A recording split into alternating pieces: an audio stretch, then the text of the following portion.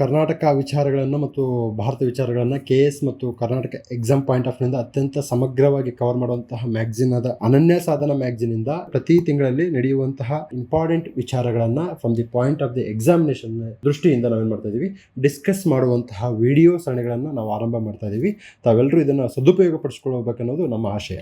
ಎಲ್ರಿಗೂ ನಮಸ್ಕಾರ. ಮೇ ತಿಂಗಳಿನ ಕರೆಂಟ್ ಅಫೇರ್ಸ್ ಬಗ್ಗೆ ಡಿಸ್ಕಷನ್ ಮಾಡುವಂತಹ ಸಮಯ ಇದು. ಸೊ ಅನನ್ಯ ಸಾಧನ ಒಂದು ಮ್ಯಾಗಝಿನ್ ಅಲ್ಲಿ ಕಂಡು ಬರುವಂತಹ ವಿಚಾರಗಳ ಕುರಿತು ಈಗ ಡಿಸ್ಕಷನ್ ಆರಂಭವಾಗಲಿದೆ. ಭಾರತದಲ್ಲಿ ಸಂರಕ್ಷಿಸಲ್ಪಟ್ಟ ಬಾಸ್ಮತಿ ತಳಿಗಳನ್ನು ಪಾಕಿಸ್ತಾನದಿಂದ ಮರುನಾಮಕರಣ. ಸೊ ಭಾರತದಲ್ಲಿ ಸಂರಕ್ಷಿಸಲ್ಪಟ್ಟ ಬಾಸ್ಮತಿ ತಳಿಗಳನ್ನು ಮರುನಾಮಕರಣ ಮಾಡಿ ಬೆಳೆಸುತ್ತಿರುವ ಪಾಕಿಸ್ತಾನದ ವಿರುದ್ಧ ಕಾನೂನು ಕ್ರಮಕ್ಕೆ ಭಾರತೀಯ ಕೃಷಿ ಸಂಶೋಧನಾ ಸಂಸ್ಥೆ ಆಗ್ರಹಿಸಿದೆ. ಸೊ ಇಲ್ಲಿ ಏನಾಗಿದೆಪ್ಪ ಅಂದರೆ ಭಾರತದ GI ಟ್ಯಾಗ್ ಹೊಂದಿರುವಂತಹ ನಮ್ಮ ಬಾಸ್ಮತಿ ಅಕ್ಕಿಗಳನ್ನು ಬೇರೆ ಹೆಸರಿನೊಂದಿಗೆ ಬೆಳೆಸಿ ತಾನು GI ಟ್ಯಾಗನ್ನು ಪಡ್ಕೊಳ್ಳೋ ಉದ್ದೇಶದಿಂದ, ಪೇಟೆಂಟ್ ಪಡ್ಕೊಳ್ಳೋ ಉದ್ದೇಶದಿಂದ ಪಾಕಿಸ್ತಾನ ಇಂತಹ ಒಂದು ಕೆಲಸಕ್ಕೆ ಮುಂದಾಗಿರೋದನ್ನು ಭಾರತ ವಿರೋಧ ಮಾಡಿದೆ. ಸೊ ಉತ್ತರ ಪ್ರದೇಶದ 15 ಉತ್ಪನ್ನಗಳಿಗೆ ಇತ್ತೀಚೆಗೆ ಭೌಗೋಳಿಕ ಸೂಚ್ಯಂಕ ಅಂದರೆ ಜಿಯೋಗ್ರಫಿಕಲ್ ಇಂಡಿಕೇಶನ್ ಟ್ಯಾಕ್ಸ್ ಪ್ರತಿ ವರ್ಷ ಪ್ರತಿಯೊಂದು ಕಂಪನಿ ಮತ್ತು ಪ್ರತಿಯೊಂದು ಪ್ರಾಡಕ್ಟ್ಸ್ಗೂ ನೀಡ್ತಾ ಇರುತ್ತೆ. ಇವುಗಳನ್ನು ನೆನಪಿಡೋದು ಕಷ್ಟ, ಆದರೂ ಒಂದರ ಓದ್ಕೊಂಡಾಗ ನಿಮಗೆ ಹೆಲ್ಪ್ ಆಗುತ್ತೆ. ವಿಶೇಷವಾಗಿ ಬನರಾಸ್ ತಂಡೆ, ಬನ್ರಾಸ್ ಶಹನಾಯಿ, ಚಿರಂಗಾವ್ ಕರೋಂಡ, ಬನ್ರಾಸ್ ಮ್ಯೂರಲ್ ಪೇಂಟಿಂಗು, ಮಥುರಾ ಸಂಜಿ ಕ್ರಾಫ್ಟು, ಫಿಲಿಬಿತ್ ಬಾನ್ಸುರಿ.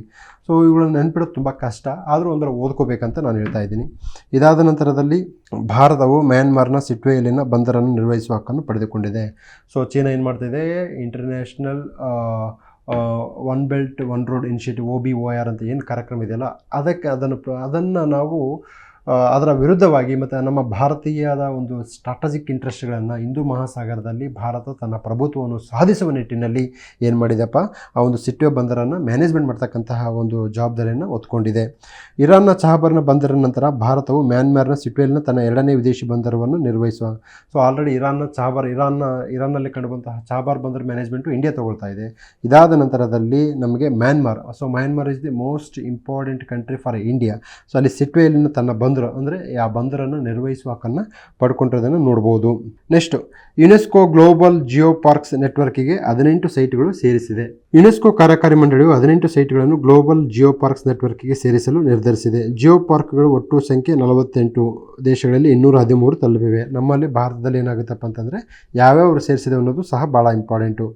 ನವೀಕರಿಸಬಹುದಾದ ಇಂಧನ company Adani green 10 kilowatt megawatt 10K megawatt ನವೀಕರಿಸಬಹುದಾದ ಇಂಧನ ಸಾಮರ್ಥ್ಯ ಹೊಂದಿರುವ ಭಾರತೀಯ ಮೊದಲ ಕಂಪನಿ ಅದಾನಿ ಗ್ರೀನ್. ನವೀಕರಿಸಬಹುದಾದ ರಿನ್ಯೂಬಲ್ ಎನರ್ಜಿ, ಓಕೆನಾ. ಸೊ ಮಣ್ಣಿನ ಸವಕಳಿಯಿಂದ 1500 ಚದರ ಕಿಲೋಮೀಟರ್ ಭೂಮಿಯನ್ನು ಭಾರತ ಕಳ್ಕೊಳ್ತಾ ಇದೆ. ಸೊ ಈ ಮಣ್ಣಿನ ಒಂದು ಸವಕಳಿ ಬಗ್ಗೆ ಇದು ಮಾಹಿತಿ ಇರಬಹುದನ್ನು ನೋಡ್ಬೋದು.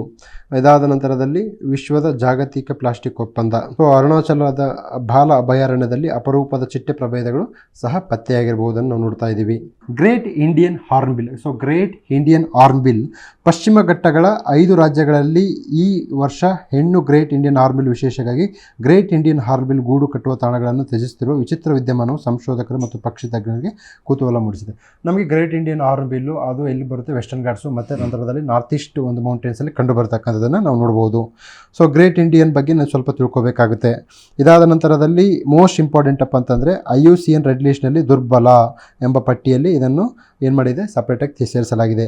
ಸೈಟೀಸ್ ಅನುಬಂಧದಲ್ಲಿ 1 ಅಂದರೆ ಸೈಟೀಸ್ ಒಪ್ಪಂದ, ಆ ಸೈಟೀಸ್ ಒಪ್ಪಂದದಲ್ಲಿ ಶೆಡ್ಯೂಲ್ 1ನಲ್ಲಿ ಇದನ್ನು ಸೇರಿಸಲಾಗಿದೆ. ಇದಾದ ನಂತರದಲ್ಲಿ ಭಾರತದಲ್ಲಿ ಕೇರಳ ಮತ್ತು ಅರುಣಾಚಲ ಪ್ರದೇಶದ ಅಧಿಕೃತ ರಾಜ್ಯ ಪಕ್ಷಿ ಗ್ರೇಟ್ ಹಾರ್ನ್ ಬಿಲ್.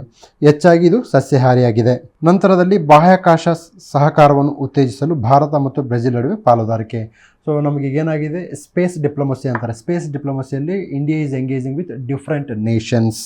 ವಿಶ್ವ ಆರೋಗ್ಯ ಸಂಸ್ಥೆಯ ಸರಹನ್ನು ಪ್ರಾರಂಭಿಸಿದೆ. ಇದು ಡಿಜಿಟಲ್ ಆರೋಗ್ಯ ಪ್ರವರ್ತಕ ಮೂಲಮಾದರಿಯಾಗಿದೆ. ಇದು ವರ್ಧಿತ ಸಹಾನುಭೂತಿಯ ಪ್ರತಿಕ್ರಿಯೆಯನ್ನು ಹೊಂದಿದೆ. ಇದು ಉತ್ಪಾದಕ ಕೃತಿಕ ಬುದ್ಧಿಮತ್ತೆಯಿಂದ ಚಾಲನೆ ಆಗಿದೆ. ಸರಹ ಆರೋಗ್ಯಕ್ಕಾಗಿ ಸ್ಮಾರ್ಟ್ AI ಸಂಪನ್ಮೂಲ ಸಹಾಯಕ, ಇದನ್ನು ಸಾರಾ ಎಂದು ಕರೆಯುತ್ತಾರೆ. ಈಗೇನಾಗಿದೆ, ಎವ್ರಿಥಿಂಗ್ ಈಸ್ ಆರ್ಟಿಫಿಷಿಯಲ್ ಇಂಟೆಲಿಜೆನ್ಸ್.